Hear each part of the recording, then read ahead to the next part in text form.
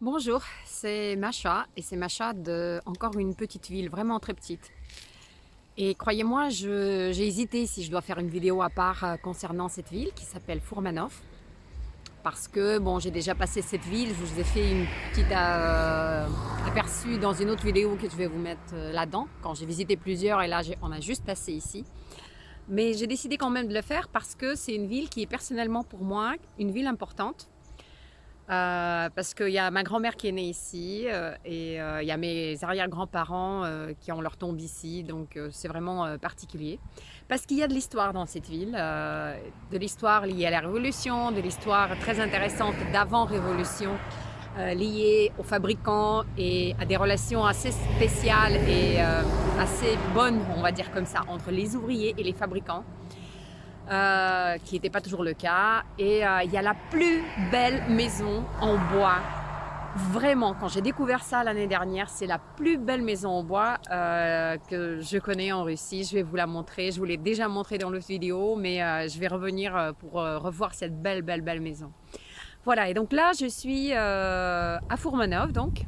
Derrière moi, il y a une église. C'est l'église la plus ancienne de la ville. Elle vient d'être elle est en restauration, donc il y a juste là-haut, vous voyez, on voit que ça vient d'être fait, ce toit qui est là-bas, en cuivre. Et ils sont en train de restaurer à l'intérieur. Et elle date du XVIIe siècle. C'est celle qui existe, qui doit être la plus ancienne. Et elle se trouve pas très loin de la maison de Fourmanov lui-même, parce que le nom de la ville vient du nom d'une personne qui était un écrivain qui a laissé une trace très spéciale dans la Révolution. Et je vais vous en parler, parce que c'est pas seulement quelque chose de révolutionnaire, mais il a fait quelque chose à part. Il a fait quand même un truc bien. Donc voilà, la belle église, comme ça vous la voyez mieux que quand moi je suis devant l'écran. Et on va découvrir la ville elle-même, petit à petit. Bon, la ville, elle n'est pas grande. Il y a 30 000, 33 000 habitants en ce moment. Ça, c'est tout nouveau. Ça, c'est un projet de la ville. Ils sont en train d'aménager cette place avec des petits magasins. Avec des bancs très sympas ici. Derrière, on voit les maisons. Donc, c'est une petite ville qui a toujours été petite parce que là, il y a 30 000 habitants. Bon, au maximum, je crois qu'il y en avait 35 ou quelque chose comme ça. Avant Révolution, c'était peut-être même pas 20. Et c'était une ville qui était une fille de fabricant. C'est-à-dire qu'il y avait une grosse production de textiles qui était faite ici. Et je vais vous en parler parce que le rôle des fabricants dans la ville de Fourmanov, qui s'appelait avant 1941 Sereda, est vraiment très spécial. Alors un petit peu d'histoire sur la ville de Fourmanov. Comme je vous ai déjà fait comprendre un petit peu, cette ville c'était un endroit de textile. Et donc avant la Révolution, toute la région d'Ivanovo, il y avait beaucoup de production de textiles, il y avait beaucoup de fabrication et je vous ai déjà montré par exemple à Vichuga, à Ivanovo même, il y avait tout ça, il y avait des productions de textiles. Et à Fourmanov, on va dire avant la Révolution, il y avait, ça veut dire fin 19e, début 20e siècle, il y avait trois grandes familles dont la plus connue et la plus grande était la famille des Gorbounov. Et donc les Gorbounov, en quoi c'était leur particularité? Ils étaient, vous savez que nous on est chrétiens orthodoxes, mais chez les orthodoxes, à un moment donné, dans l'histoire de l'Église, il y a eu ceux qui ont dit nous, on va respecter les traditions initiales. Quand l'Église elle a décidé d'aller un peu plus loin, nous on va respecter tout ce qui était à l'initiale. On les appelait les anciens croyants. Ils étaient, on va dire, croyants un peu plus stricts et ils demandaient plus de choses vis-à-vis d'eux-mêmes et respectaient beaucoup plus les choses. Notamment, par exemple, ils ne buvaient jamais d'alcool, ils respectaient beaucoup plus les gens. Donc, Monsieur Gorbounov, qui faisait partie de ces anciens croyants, les ouvriers qui travaillaient chez lui, ils ont beaucoup apprécié parce que lui, il faisait toujours attention à ses ouvriers, il leur parlait, il les connaissait, Il connaissait les prénoms de tout le monde. Moi, j'ai lu l'histoire, c'est vraiment fabuleux. C'était vraiment très, très spécial comment il les traitait. Il leur faisait des cadeaux pour des fêtes de fin d'année. Il était vraiment très, très attentionné. Ce qui a fait que, au moment quand lui, après la Révolution, il a décidé de ne pas quitter la Russie, il n'a pas immigré. Il est resté parce qu'il a considéré qu'il doit être avec son usine, parce que l'usine, elle était nationalisée, mais elle continuait d'exister. Et les bolcheviks, ils l'ont fait travailler. Donc c'était un monsieur déjà très âgé, il balayait les rues. Et les ouvriers qui le connaissaient, qui venaient demander aux bolcheviks, s'il vous plaît, on va travailler à sa place, mais c'est quelqu'un d'âgé, on le respecte beaucoup. Ils demandaient à ne pas le faire, mais bon, les bolcheviks, ils voulaient qu'il continue quand même. Mais ça montre le respect, vraiment le respect profond. Même après la Révolution, ils ont été avec lui, ils ont été à l'aider, ils ont été à continuer à le respecter. Et quand il est décédé, il y avait une procession énorme dans la ville. Et sur cette procession, ils ont porté son corps devant les usines qu'il avait fabriquées, devant tout ce qu'il a fait, avec le grand, grand, grand respect qu'ils ont gardé pour cette personne-là. Donc là, revoilà ma maison préférée, qui est aujourd'hui une galerie d'art. Et en fait, c'est le père de la fille, le fameux fabricant Gorbounov, qui a fait construire cette maison. Sa fille, elle s'est mariée avec l'ingénieur de son usine. Et c'était, je crois, le cadeau de mariage pour sa fille.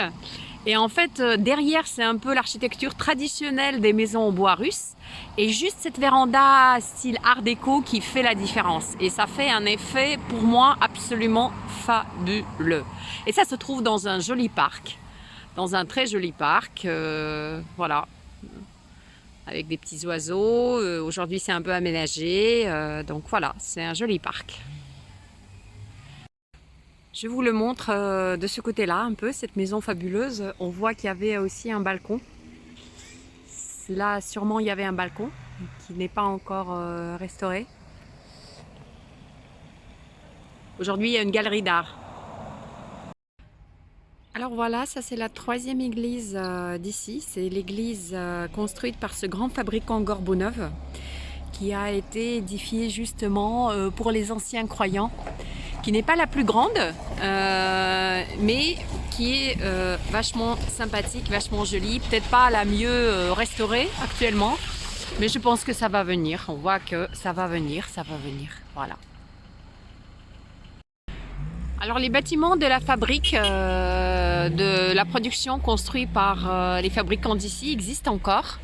Dans une partie, il y a même des productions. Il y a d'autres parties qui ont été adaptées pour des magasins, etc. Ce qui est dommage, c'est que ils mettent du plastique dessus, donc on voit plus la brique, même si le plastique est de la même couleur que la brique.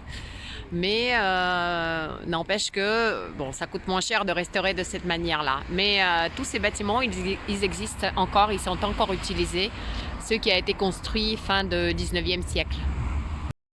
Donc là, je vous montre cette cathédrale qui est la cathédrale centrale de la ville de Fourmanov, construite fin 19e et terminée en 1905. Et elle est énorme. Pour une petite ville comme ça, elle est énorme parce qu'elle peut... il peut y avoir 5000 personnes à l'intérieur. Donc, comme je vous ai dit, en début de siècle, il n'y avait que 20 000 de population. Et comment ça se fait? Comment ça se fait alors qu'il y avait une si grande église qui a été construite? Donc, je vais vous raconter un peu l'histoire de l'église. Donc, le fameux fabricant Skvartsov, malheureusement, il s'est passé quelque chose dans sa vie qui a laissé une énorme trace. C'est pourquoi il a décidé de construire ça. En fait, ce qui s'est passé, c'est que lui, il se préparait pour aller à la chasse. Et il était en train de nettoyer les armes. Et son fils de 11 ans, il était malheureusement à côté. Et c'était un accident, mais ça se trouve qu'il a tué son fils de 11 ans. Donc c'était une énorme tragédie pour lui, pour sa famille, pour tout le monde. Et pour faire ce qu'il pouvait faire, il a décidé de faire ce qu'il pouvait. Donc il a fait deux choses. Il a construit celle-ci, cette cathédrale qu'il a édifiée pour son fils. Et la deuxième chose qu'il a fait, c'est qu'il a construit une école. et une école qui était une des premières écoles dans la ville de Fourmanov, qui est aussi faite en briques rouges comme ça. Et cette école-là, il l'a appelée par le nom de son petit-fils qui est malheureusement décédé. Et nous, aujourd'hui, on a cette super belle cathédrale qui a été fermée pendant l'époque soviétique, comme les 3 églises de la ville de Fourmanov, et qui a été la première à être réouverte encore dans des années 80, même avant la perestroïka. Et la ville a commencé à s'en occuper, à la restaurer. Et petit à petit, aujourd'hui, c'est, on va dire, le lieu principal culte de la ville de Fourmanov. Donc voilà le buste de Fourmanov qui se trouve en face de la maison qu'il est né. Il y a des travaux qui se passent parce qu'il y a des gens qui sont en train d'aménager le parc. Ils font une nouvelle route. Et ça, c'est la maison elle-même. Donc dans cette maison en bas, quand lui il était né, il y avait un restaurant. Et là-haut, sa famille louait des chambres et il est né ici, dans cette petite maison. À l'époque, je pense que c'était une maison considérée assez bien parce que c'est une maison en pierre, pas en bois. Donc, très bel endroit. Aujourd'hui, cette maison fait office de musée. C'est le musée principal de la ville. Pas seulement le musée de Fourmanov, mais aussi le musée de, on va dire, l'histoire de la ville de Fourmanov. Et 2 mots pour vous expliquer qui était ce fameux Fourmanov, qui était cet écrivain. Donc, Dmitri Fourmanov, il est né dans cette ville qui s'appelait, avant la Révolution, Sileda, qui n'était pas d'ailleurs encore une ville, qui était plutôt un grand village. Et il a toujours rêvé d'être écrivain. Il a même fait des études encore avant la Révolution pour devenir écrivain. Il a commencé un petit peu sa carrière, mais en même temps, c'était le temps qu'il y avait des courants de révolutionnaires, il y avait différents groupes, donc il a été à un moment donné avec des SR maximalistes, ensuite il a été avec des anarchistes, et finalement il a quand même été avec les communistes bolcheviques. Il a rencontré, lors de son passage pendant la Première Guerre mondiale, encore avant la Révolution, sa future femme, Anna, qui est un des personnages clés de son livre le plus connu, qui s'appelle là-bas Anka, la mitrailleuse. Mais en réalité, il était infirmière. Comme lui, il a été infirmier pendant cette Première Guerre mondiale, donc encore avant la Révolution, donc ils se sont mariés. Et pendant la deuxième guerre qu'il avait fait, qui était en fait la guerre civile d'après la Révolution, il a fait partie du régiment de quelqu'un qui s'appelait Tchepaev. Tchepaev qui était chef d'une armée... comment ça s'appelle une armée quand ils sont à cheval. Voilà, donc c'était une armée très connue. Tchepaev était assez célèbre.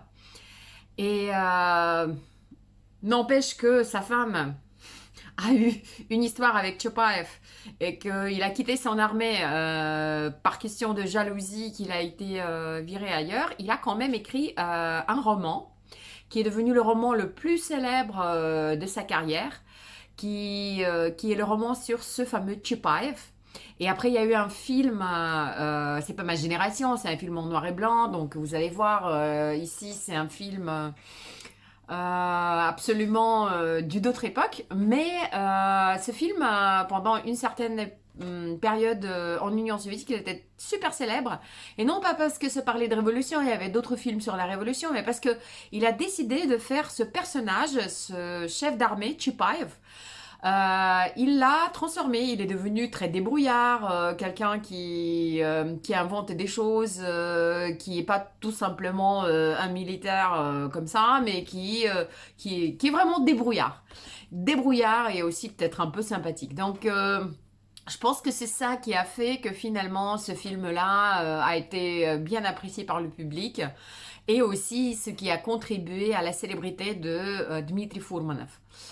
Euh, Apparemment, avant de quitter la ville de Sereda, ou la ville de Fourmanov comme elle s'appelle maintenant, il est sorti avec mon arrière-grand-mère. C'est ce qu'on dit dans la famille. Mais bon, ça c'est une autre histoire. Avant qu'elle a rencontré donc mon arrière-grand-père. Et il est décédé jeune, il est décédé à l'âge de 34 ans d'une méningite. Donc il a fait plein de guerres et il a survécu partout, mais finalement il est décédé avec une méningite que au départ il n'a même pas pris au sérieux. Donc c'est ça son histoire, c'est son nom que porte aujourd'hui cette ville et ça fait partie aussi de l'histoire de Russie parce que ça fait partie de la révolution et le film était vraiment vraiment culte à un moment donné pour beaucoup de soviétiques. Voilà qui était Dmitri Fourmanov. Et ça, c'est quelque chose de très spécial parce que ça, c'est ce qui reste un peu de la dernière maison où a vécu les 4 dernières années mon arrière-grand-père. Il a perdu sa femme avant, il a vécu 4 ans de plus que elle et il a vécu dans cette maison qui existe encore, même s'il est dans un très mauvais état, mais j'ai eu la chance de la voir. La maison où ils ont vécu ensemble n'existe plus, je vais vous montrer juste l'endroit. La voilà, la jolie maison de l'autre côté. Alors toutes les fabriques se trouvent dans cette direction-là. Là, derrière ces arbres, il y a des maisons. Le parc qui va vers la gare avec un monument à la Deuxième Guerre mondiale et une flamme éternelle là-bas. Donc ça c'est la rue. Comme ça on peut arriver jusqu'à la gare et la grande cathédrale. Et juste ici, à cet endroit-là où il y a ce magasin en ce moment, se trouvait une maison où habitaient mes arrière-grands-parents et ma grand-mère elle est née. Voilà. Et donc là-bas, c'est la maison que je vous ai montrée où a vécu mon arrière-grand-père.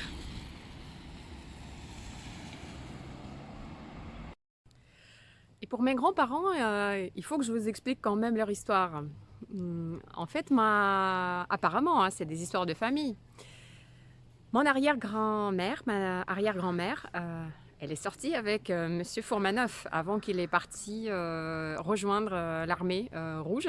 Alors, elle est sortie en fait avant la Révolution, il n'y avait pas encore d'armée rouge avec lui. Ensuite, il est parti faire ses études. Il a été à Kinishma, il a été à Ivanovo, donc elle est restée. Et mon grand-père qui avait 16 ans, arrière-grand-père qui avait 16 ans, il est tombé fou amoureux d'elle. Elle avait 4 ans de plus que lui, donc à l'époque ça se faisait pas trop. Lui, il était d'une famille plus aisée. Elle, sa mère, elle avait un petit atelier, il faisait des vêtements avec sa mère et ils avaient 2-3 filles qui travaillaient avec elle. Et donc elle avait déjà 20 ans, lui 16. Et follement amoureux, il vient voir son père et lui dit je veux l'épouser, etc. Et son père lui dit non. Non, non, non, je vous donne pas ma bénédiction, tu fais une erreur, etc. Donc, il est allé se noyer. Il a failli se noyer. Heureusement, il y a eu des gens qui ont arrêté ça, qui ont rattrapé. Et vu la situation, son père, il lui a dit « D'accord, si tu es vraiment amoureux d'elle, d'accord, je te donne mon autorisation, je te donne ma bénédiction, mais tu me donnes ta parole que tu vas rester avec elle toute ta vie. » Et c'est ce qui s'est passé, ils sont restés ensemble. Donc, elle était 4 ans de plus que lui. La différence entre la date de leur décès et 4 ans également. Ils ont eu donc ma grand-mère, il y avait ma grand-mère et encore 2 sœurs et encore un frère. C'est ceux qui ont survécu. Après, il y a eu 3 autres petits-enfants qui ont décédé dans l'enfance des maladies parce qu'à l'époque, c'était beaucoup plus compliqué. Mais quand même, je trouve que c'est une histoire assez intéressante, assez romantique de ma famille qui fait partie de la visite de cette ville, de Fourmanov. Et c'est comme ça que je termine ma vidéo consacrée à la ville de Fourmanov, la ville où est née ma grand-mère, où il y a toujours sa nièce qui habite et que moi j'ai pas connu jusqu'à l'année dernière que grâce à cette pandémie, on va dire comme ça, j'ai enfin eu le temps de visiter sa ville et j'y suis revenue depuis déjà 2-3 fois. Je regrette pas et j'ai voulu avoir une vidéo sur la ville de Fourmanov sur ma chaîne. Merci de m'avoir écouté et à bientôt.